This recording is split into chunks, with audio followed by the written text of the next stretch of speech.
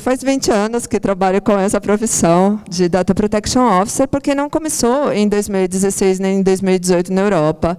Eu sou também suíça, sou brasileira também, tenho minha mãe brasileira, enfim. Mas sou suíça, e na Suíça a gente tem uma lei de proteção de dados desde 1970, 69 para 70. E a minha profissão é Data Protection Officer. Entre tempo, também exerci a magistratura na Suíça, sim, como juíza de primeira instância, e também trabalhei muito tempo como engenheira na área da robótica, desenvolvendo robôs para a área da medicina. Eu também fiz o que a gente chama de gestão, não, e economia. E aí deu nisso, Data Protection Officer. Ficou mais fácil para explicar para minha mãe o que eu faço, não. Eu adorei quando começou todo mundo a entender o que eu faço agora. 20 anos explicando para a mãe, mas olha, eu sou Data Protection Officer, não? E como eu comecei lá na época dos robôs, trabalhando com robôs para a área médica em particular, a proteção dos dados sempre foi muito importante. A gente precisava fazer um controle já na criação da própria tecnologia, e daí que eu entro no que a gente chama Privacy by Design, um outro termo que vocês já devem ter escutado eu falar também. Então, junta assim, alguém que estudou direito com medicina para poder fazer robótica para robôs, para medicina, mistura isso com um pouco de gestão, e vocês têm um modelo aqui na frente de Data Protection Officer, 20 anos trabalhando com proteção de dados pessoais. Eu tenho um prazer muito grande de estar aqui com vocês no Brasil, porque eu cheguei aqui por uma outra questão, cheguei com relação à implantação do aeroporto de Florianópolis, e graças à desembargadora Denise, que me descobriu lá no meio perdida, não, de Florianópolis, a gente começou uma grande missão da implantação da Lei de Proteção de Dados pelo Brasil. O nosso primeiro passo foi a organização do próprio Tribunal de Justiça, onde a gente fez o curso de capacitação. Fomos para o CNJ, não. Eu também tive o prazer de ser convidada para estar atuando junto ao CNMP, junto ao Ministério Público, não. A gente realizou um congresso internacional que trouxe uma grande visibilidade do trabalho que o Tribunal de Justiça, com a coordenação da desembargadora Denise, está desenvolvendo no estado de Santa Catarina e levando aí para todo o Brasil. E foi um congresso internacional com participação de pessoas que são da minha atuação, porque trabalho para o governo europeu, não, trabalho para a Europa também. A gente teve o prazer de convidar a Universidade de Maastricht da Holanda, tivemos também a Estônia, tivemos a Finlândia e a Lituânia presentes aqui no nosso evento, não? Então foi muito gratificante o nosso trabalho de mostrar a experiência, de mostrar o que faz um Data Protection Officer. Naquela ocasião também estava diante de vocês lá falando sobre o papel do Data Protection Officer e o que essa pessoa tão enigmática agora no Brasil. A única coisa que todo mundo sabe bem, parece que ganha 50 mil reais por mês. Não sei, doutor Jorge, me falaram isso várias vezes. Não havia ainda onde isso está acontecendo, mas parece que é, não? O enigma é esse, ganhar 50 mil. Mas, independente de quanto ganha, tenho um prazer de estar aqui apresentando para vocês. Depois a gente continuou, a gente foi levar também essa mensagem para o Tribunal de Contas, não? A desembargadora também esteve lá conosco, mostrando também para os órgãos de controle toda a modificação necessária que a gente está fazendo aí pelo Brasil. E a gente conseguiu ir tão longe que a gente terminou agora lá no Ministério da Infraestrutura. Eu não sei porque o Poder Executivo demorou um pouco mais a entender que precisa também se modificar, não? Mas estamos lá também conversando. Foi um prazer muito grande estar no Ministério da Infraestrutura. Eu comecei trabalhando com o aeroporto de Florianópolis, então trabalhar novamente com as agências, com a ANAC, enfim, toda essa parte de aeroporto também, de infraestrutura me traz muito prazer. Então, a gente vê que é uma área que não atinge somente o judiciário, não? A gente não está falando de algo de proteção de dados para algumas pessoas, a gente está falando de proteção de dados para o Brasil inteiro. E não estamos falando aqui de trazer a proteção de dados para uma discussão só da implantação. Enquanto a gente não entender por que desse trabalho, ninguém vai fazer ele direito, e muito menos com vontade, vendo a trabalheira que ele dá. A gente tem que entender, em primeiro ponto, que quando a gente está falando de dados, A gente tem uma infinidade de dados o tempo todo. E gosto de colocar isso, porque meu filho sempre fala, mamãe, mas aqui os seus dados, não é esse que você fala, não? E eu falo, gente, não estou falando só desses dados, eu estou falando de todos os dados, não? E tem uma mistura muito grande nessa questão da interpretação dos dados, porque não estamos aqui para cuidar de qualquer tipo de dado, estamos aqui para cuidar do que a gente fala que são os dados pessoais. E os dados pessoais, eles têm a pequena diferença que é de tratar de pessoas, eu, você, todo mundo, não? Mas por que a importância da gente estar tratando isso, particularmente no judiciário ou nos órgãos que a gente chama, não, no poder público? Por que temos, sim, que tratar? Por que essa diferenciação de tratamento desses órgãos, não? Porque estamos aqui no Brasil com toda essa modificação, porque não é uma modificação apenas legal da LGPD, trata-se agora também de um direito fundamental para o brasileiro. Então, a gente tem toda uma outra conotação da importância desse tratamento. E, quando a gente fala de dados pessoais, a gente tem que pensar, esses dados não são mais dados disponíveis, dados que qualquer um possa acessar. Estamos falando de dados que têm dono, eu, você e todo mundo. Toda pessoa física é dona do seu dado. É isso que tem que ficar claro na hora que estamos ali fazendo todas essas modificações e trazendo essa implementação para o Brasil, trazendo isso para o judiciário, porque ela é muito grande, a modificação. Não se trata apenas de falar de compliance, de gestão. A gente vai falar de muita coisa.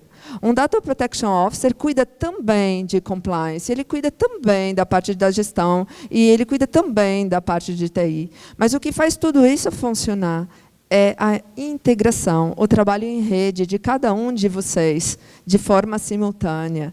Não tem ninguém aqui que agora vai começar uma nova faculdade para poder ser Data Protection Officer, não, gente. Eu estou aqui depois, assim, mas já tem muito tempo passado para trás. Não? Quando eu tinha meus 20 anos, lá comecei, 17 para 18, fiz direito, depois fiz ciências da vida, que a gente chama de mecatrônica, não? De engenharia, fiz robótica, depois fiz gestão, mas eu terminei lá, eu ainda era bem jovem. Não comecei agora, caí do céu, assim, comecei a mexer com tudo isso. Mas, então, é impossível a gente orquestrar? Não, não é. A gente precisa entender o universo que a gente está.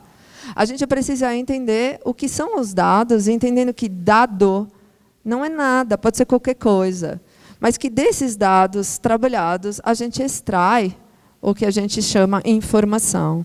E da informação a gente extrai o conhecimento. E desse conhecimento tem muita gente se enriquecendo, às custas, inclusive, dos dados pessoais.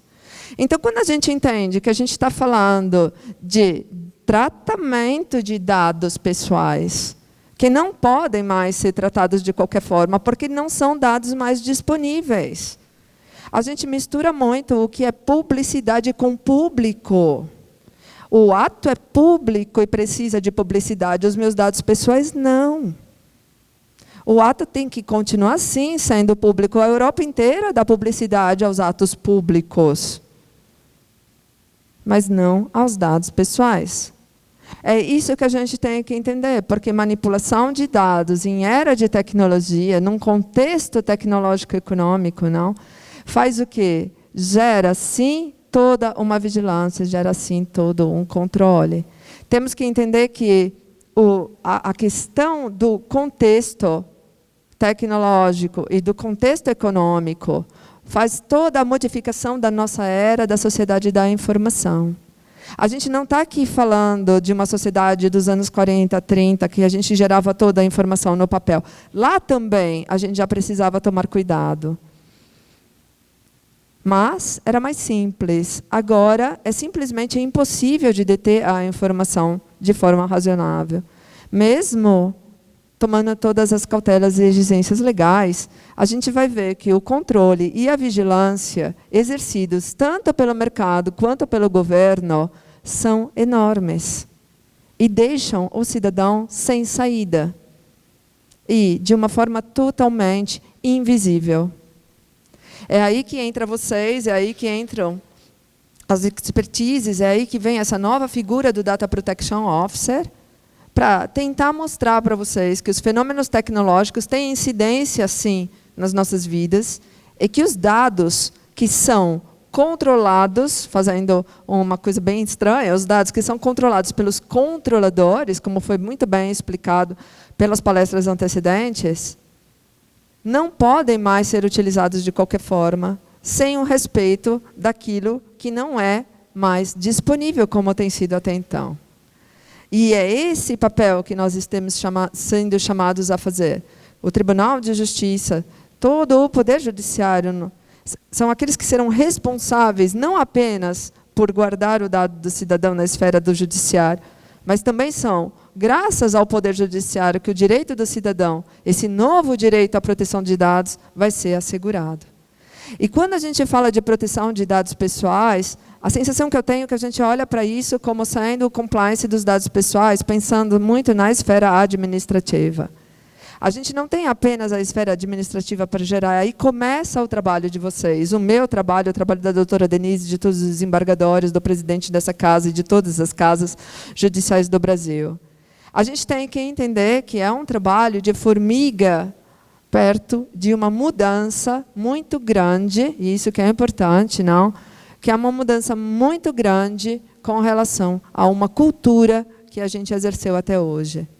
Essa mudança cultural é que nós estamos sendo convidados a integrar, a entender e a modificar. Não é fácil falar de cultura, gente. De modificar cultura é praticamente missão impossível, às vezes. E por isso que é muito importante para vocês entenderem o que está em jogo por trás de tudo isso, para ajudar nesse processo. Como eu modifico uma cultura? É porque, simplesmente, ninguém está condenando a cultura brasileira de até então, de como fizemos até hoje.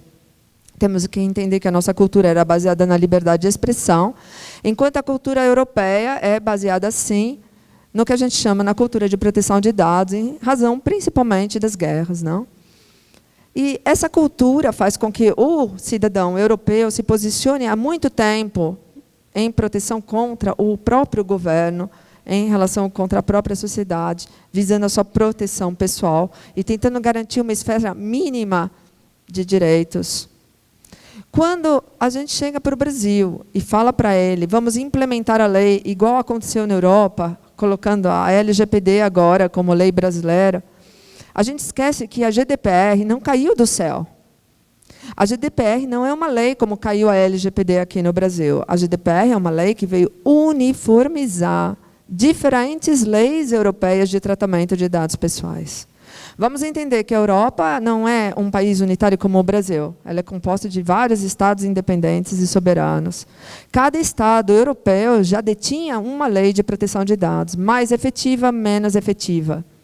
O que acontece é que eram diferentes formas de tratar o dado, e isso não pode ocorrer na gestão dos dados. A gente vai ver que os dados voam, eles interagem, eles migram. A gente pode muito bem estar aqui no Brasil, tendo o nosso servidor lá na China. Então, essa migração dos dados obrigou a União Europeia a criar a LGPD em 2016 e entrar em vigor em 2018, para uniformizar.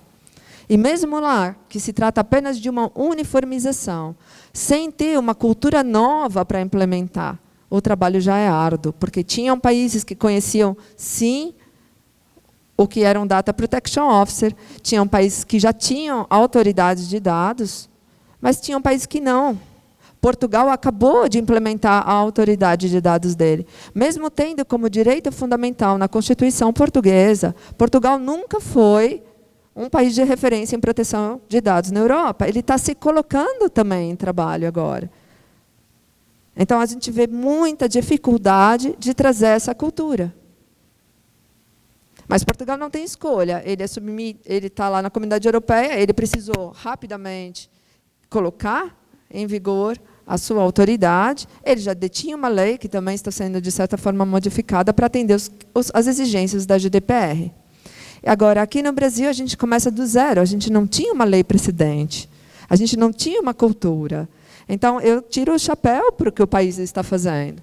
Eu fico admirada do brasileiro e da sua consciência rápida que ele está tomando em relação a esse tema. Eu vejo o movimento da desembargadora Denise, que começou o ano passado a tratar desse tema, e já trouxemos isso para toda uma discussão do Tribunal de Justiça. Estamos aqui hoje falando com vocês em Minas. É fantástico. É fantástico o que está ocorrendo do ponto de vista da defesa dos direitos fundamentais. E são desses direitos que a gente tem que entender. É disso que a gente tem que entender, que não somos controladores, somos apenas controladores dos dados de terceiros. E precisamos ter muita cautela e cuidado na hora de fazer essa gestão. Então, começando agora a palestra, brincando, não, mas eu tinha que fazer essa colocação para vocês, antes de vocês dormirem, não? Porque é daí que sai toda a nossa discussão. Não adianta eu ficar falando da lei. A gente lê a lei, o artigo da lei está na lei, falta regulamento, falta muita coisa. A gente tem muitas questões que ainda vão ter que ser respondidas. Isso vai levar mais de 10, 20 anos para o Brasil realmente ter tudo o que ele precisa ter. O importante agora é a gente entender por que precisamos começar. E como começar? A mesma coisa, não? O DPO precisa ser data europeu, precisa ser advogado. Ele precisa estar com vontade de trabalhar. É o primeiro ponto que eu vejo de toda essa questão, não? Porque é muito trabalho. E tem que entender da instituição onde ele está, e entender, ou de uma das áreas, muito bem, e ter interesse pela outra área. E precisa começar o trabalho, gente, e vai aprender trabalhando. Eu brinco muito e falo isso muito seriamente, porque DPO não é questão de certificação ISO. Certificação vem do fato de você ser DPO. A cada ano você vai se aprimorando e vai tirando uma certificação. Na Europa, um DPO ele vira certificado depois de já ter 10, 15 anos de experiência. Agora, aqui no Brasil, a gente generaliza. Vamos fazer um curso de 5 dias, todo mundo é DPO. Não é, gente. É muito difícil. Se fosse fácil, tinha um monte aí no mundo inteiro. Não tem. É uma nova cultura que está se formando, é uma nova cabeça, certo? E a gente precisa ter o quê? Experiência. Experiência aqui em dados. Eu dei aula há 10 anos para segurança da informação. Segurança da informação já é uma área dificílima dentro da ciência da computação. Não sei se tem pessoal da TI aqui, mas eu garanto para vocês que, dos meus alunos, a cada ano, se eu tinha uma pessoa que se formou e foi exercer em segurança da informação, era muito raro. Não tem 50. Então, já é uma área difícil, segurança da informação. Proteção de dados é uma área dentro da segurança da informação. Não é segurança da informação. Então, não adianta pensar porque é da TI, porque sabe tudo de proteção, de segurança de sistemas, que você vai ser um excelente DPO. Você pode entender. Mas sem um advogado e sem um gestor, você também não faz nada. Ou se faz errado, não adianta. Então, o que a gente tem que entender aqui? Que a gente está falando de áreas extremamente difíceis, em todas as áreas que foram citadas aqui como áreas-chave da proteção de dados. Trabalhar, quem aqui é advogado ou trabalha na área jurídica, especialista em direitos fundamentais e especialistas em direito de proteção à propriedade intelectual. É mais ou menos isso. Depois você também tem que ser da área mais difícil da ciência da informação, da segurança da informação. E ainda tem que fazer compliance, que também é uma área muito pequena dentro da área da gestão. Então, o que você precisa realmente? Gostar daquilo que você está fazendo. E querer proteger direitos. E entender que os dados pessoais tramitam, que os dados pessoais têm atores, não? E a gente falou bastante aqui, e que a gente vai estar o tempo todo falando nos papéis, porque é predominantemente importante, na hora que eu estou tomando consciência de onde os dados pessoais estão passeando, né, se a gente pode dizer assim, a gente entender cada uma das figuras, porque a responsabilidade é diferente. Então, a gente vai ter que ter um posicionamento face ao sujeito do direito, a gente tem que ter outro posicionamento como controlador, outro posicionamento quando somos co-controladores da informação, isso ocorre várias vezes, e outro posicionamento diante do operador. Então, entendendo os papéis de cada um, começando que o nosso maior papel como Tribunal de Justiça talvez seja o de controlador, lembrando que não apenas controlador e co-controlador muitas vezes, e algumas vezes trabalhando com vários operadores junto a vocês, a gente tem que entender também o papel do operador nessa relação daqui para frente. Pensa nisso nos processos de licitação, pensa nisso nos processos de TI, não? Em toda a operacionalidade desses processos. Eu gosto muito de trazer um exemplo. Aqui eu acho que a gente trabalha com o PJI, não como o sistema. Então, dentro do PJI, como estão as evoluções para a adaptação dos portais e dos sistemas? Então, a gente fala assim, vamos fazer, sim, vamos colocar tudo em andamento, mas é tudo conjunto ao mesmo tempo. E uma parte grande dessa modificação ocorre já com a modificação do próprio sistema de informação. No caso, o PJE. Como a gente vai deixar, a partir de agosto, a visibilidade das certidões no portal? Ou como a gente vai fazer, a partir de agosto, com relação à publicidade da jurisprudência? Isso tem que estar pronto em agosto. Como vão ficar as questões dos acessos no portal? E internamente à instituição. Então, a gente vê que o Data Protection Officer, ele vem, o desembargador Rubens, que já nos deixou, colocou bem que ele é um maestro, não? Não sei se ele é um maestro, mas, enfim, ele tem que coordenar essas diferentes atividades, mas trazer, principalmente, a indagação de cada uma delas e situá-los diante daquilo que precisa ser feito. Raramente, um Data Protection Officer ou um encarregado de dados vai poder realmente executar as tarefas, não. Ele não é operacional. Em compensação, ele tem que ajudar no quê? Na parte estratégica, na coordenação do serviço. Isso é muito importante. Porque, gente, o mais difícil, eu acho, assim, o que me dói mais no coração, é ver toda a implementação de um trabalho ser destruída porque não vai ter a fluidez necessária com outras saídas do trabalho desenvolvido. Então, vamos supor, a gente faz todo um departamento ficar compliance. E, de repente, o sistema não é. E não adiantou nada. É tudo coordenado simultaneamente. Então, por isso que a gente conversa lá muito com a doutora Denise no tribunal. Começamos por um projeto piloto para ir aumentando, de forma a garantir que a informação seja fechada num compartimento, ela não se perca, se alargando.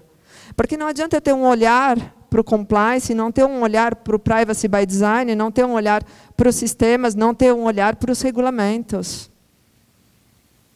para as políticas, para as novas licitações e contratos que vão estar chegando, para os fornecedores. Dados pessoais, lembrando sempre que é aquilo que identifica ou pode identificar uma pessoa. Vou repetir. Aquilo que identifica ou pode identificar uma pessoa. Qualquer dado. Não estou falando de dados específicos, estou falando de qualquer dado que identifica ou pode identificar. Aí, falando aqui com o meu colega, vamos falar que é fácil identificar dado pessoal dentro de sistema? Os que identifica a gente sabe, né? Nome, CPF, papapá. E aqueles que podem identificar? Significa que, em alguns casos, eles podem ser e em outros casos eles não são. Legal, né? Parece física quântica. Molécula ou partícula. Adoro isso, não? Eu sou dado pessoal, agora não sou, não sou. Por exemplo, do que eu estou falando? Geolocalização. Uma geolocalização pode ser um dado pessoal, se ela identifica alguém. E se ela não identifica, ela é só uma geolocalização. De uma casa, de uma cidade, enfim. Um endereço de IP pode identificar, pode não identificar. Vamos imaginar que o endereço IP de uma máquina vazia não identifica ninguém, então não serve para nada como dado pessoal. Mas, a partir do momento que aquele endereço IP identifica alguém que está por trás daquela máquina, ele é dado pessoal. Só que eu tenho que falar isso não é para vocês, eu tenho que falar isso para o sistema de informação, que tem que fazer a filtragem de tudo isso, e tem que identificar, sim, para que vocês possam trazer as medidas necessárias, no mínimo, criptografia da maioria deles, para o tratamento. Como que eu vou saber? Dentro de um corpo, de uma jurisprudência publicada na revista do tribunal, por exemplo, o que é dado pessoal, o que não é, que está em formato PDF.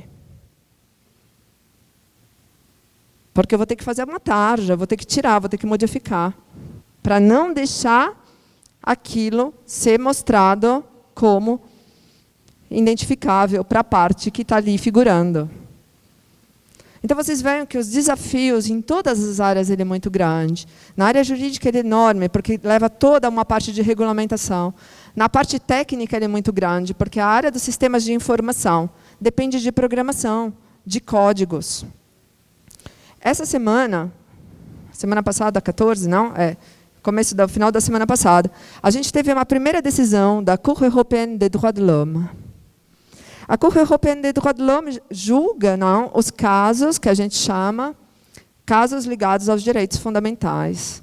E um caso da justiça, então era um caso utilizado pelo governo holandês, que utilizava o que a gente chama processamento. Então, ele pega as informações dos cidadãos e ele consegue, com isso, identificar padrão. Saber se uma pessoa é mais alta, mais baixa, mais magra, mais gorda, enfim, qualquer coisa. Ele identifica padrão. E, com isso, ele tira conclusões e classifica as pessoas em listas, falando que a pessoa é azul, verde, laranja, e tem ou não direito a certos benefícios ou não tem direitos a benefícios. Baseado nisso, o que vem? A Cour Europeia acha que aquilo lá está violando os direitos fundamentais dos holandeses e manda fazer a interdição da utilização da tecnologia. A primeira decisão, semana passada. Então, vocês veem que a gente vai muito longe. Talvez na Holanda não fosse considerado tão estricto assim. Mas para a Europa agora, com a GDPR, já não. Ela também precisa estar se adaptando. Então, eu trago aqui para vocês, eu deixei passar um pouco o final, porque a gente já conversou de todos os pontos que tem depois no slide. O importante aqui é entender o que eu preciso atender como GDPR. Isso é muito importante. O que eu preciso atender pela LGPD, pela Lei Geral de Proteção de Dados. A gente tem que entender que o primeiro termo da lei é accountability, que em português foi traduzido por prestação de contas. Mas não é realmente prestação de contas. Porque é prestação de contas e controle simultaneamente. Eu tenho que fazer a prestação de contas e tenho que mostrar como esse controle é exercido. Não é a ISO que vai mostrar para vocês. É o próprio controle que o tribunal decidir fazer na sua regulamentação. Então, a gente só vai precisar poder mostrar que dentro daquele controle que foi desenvolvido, nós estamos prestando contas daquilo que foi decidido. Isso é muito importante, porque o Tribunal de Justiça não precisa esperar a Agência Nacional decidir por ela. Ele decide, ele faz, ele põe em prática. Então, a gente está esperando muito de uma agência que ainda está se formando, que não tem experiência adequada sobre o assunto, sendo que toda a experiência para fazer isso está aqui com vocês. E daí, o que acontece? A gente tem que atender um outro mecanismo. Além do accountability, que é a prestação de contas e o controle e a prestação de contas, nós temos um outro ponto, que é o relatório de impacto. Toda vez que vamos tratar dados, em algumas condições, que são determinadas pela lei, precisamos realizar um relatório de impacto, que a gente chama, na lei europeia, de DPIA. Outro ponto, a gente precisa ter o que a gente chama os planos de vazamento de dados e todas as questões de segurança implementadas. Normalmente, as questões de segurança físicas, o tribunal já conta com isso. Mas, muitas vezes, a cultura dessa segurança ainda falta ser divulgada. Mas não é só isso, tem toda a base de legitimação. Essa base de legitimação, ela vem o quê? Modificar os regulamentos, modificar todas as bases legais para a atuação como órgão judiciário. E, por final, a gente tem que também garantir os direitos e deveres dos indivíduos. Eu pus rapidamente aqui, então, para vocês sempre lembrarem que tem essa ordem que o DPA, o Data Protection Officer, tem que estar seguindo e tem que estar acompanhando. Então, ele está lá fazendo o DPIA, ele está lá cuidando da segurança e dos planos de vazamento. Ele está lá cuidando das questões referentes aos titulares, não? E, principalmente, essa parte da regulamentação, que não é muito fácil, gente, garanto para vocês. E vem essa figura, não?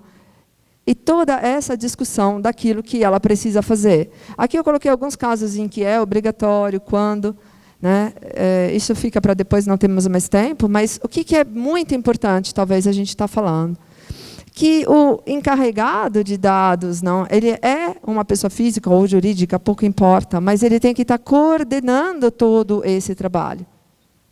É essa coordenação, essa maestria que faz com que depois possamos ter certeza que a informação não vazou, ou ter certeza que a informação está em tal base e não em outro local.